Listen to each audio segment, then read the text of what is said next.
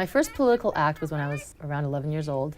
I was assigned a school debate project, and my topic was animal testing. I never knew that animals were mistreated in this way, and I never knew that factory farming existed. Mind blown at age 11. As part of my closing argument, I declared that I was becoming a vegetarian because of all the injustices that were happening to animals. Did you win the debate? I don't remember if I won the debate, but I then had to debate my mother for the next several years over the issue of me wanting to become vegetarian. So, which I eventually won. Thanks, Mom. I'm here with Shaw San Liu. She is the lead organizer of the Chinese Progressive Association. She's been so lovely to meet with us. So Shaw San, tell me what you do here. Maybe a decade plus ago, most of the low-wage Chinese immigrant workers worked in the factories in San Francisco. Over the years, we followed the workers to the next industry, which is primarily in the service sectors.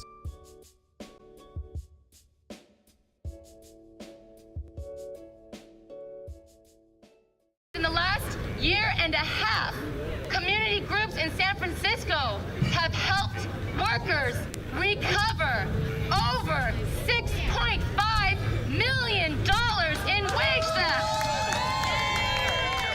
It's always really difficult for us when people ask, where can I go eat? I was going to ask you that, because we're in Chinatown.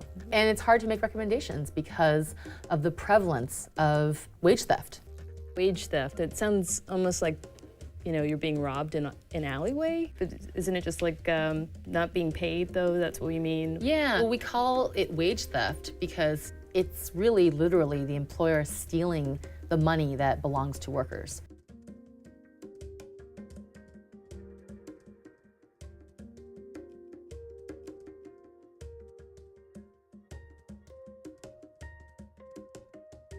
You guys have had a major victory lately. Could you tell us a little bit about it? Nearly 100 immigrant workers came together to address serious labor violations that were happening at Yangtze restaurant.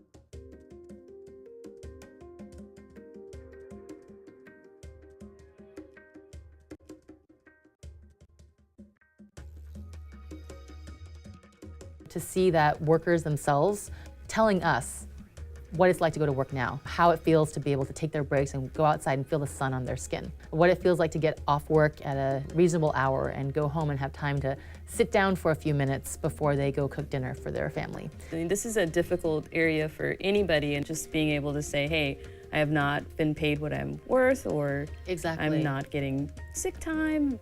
That's why I have so much respect for the people I work with, because I can't say that I've done the same thing that the workers that I've had the honor to work with have done, which is stand up, take collective action, face their greatest fears, and sometimes face the ridicule of their coworkers. Or face no paycheck. And face the possibility of no paycheck. It's not enough just to win back money for workers if they don't have dignity and respect in the workplace. The next phase of fights is really saying, how do we raise the bar and to connect those fights across San Francisco and across the country? And actually all the speakers who spoke today, you can join us on the stage.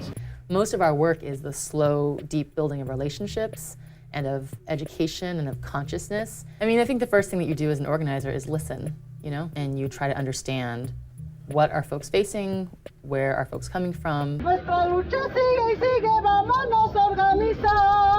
The majority of the workers that we were working the most closely with were women. All of the leadership was female. What do you think that is? I think women hold a greater part of the burden in general, not just in this community. Not to mention then the disparate treatment on the job with lower pay, with less opportunity for advancement. The women that we work with are just really powerful people. Are you a kick-ass woman? I'm lucky to work with a lot of kick-ass women. I love the look on your face like we just gave you something sour. I know. Like, oh, It's- kick-ass woman. as an organizer, it's like, it's not about me. It's not about me, it's about the community, it's about the work that we're doing, it's about the issues. How do you define it? Kick-ass women are guided by the fire within, are relentless in their pursuit of what they believe to be right, and are willing to take a lot of shit for what they do. It doesn't end with this, it begins with this.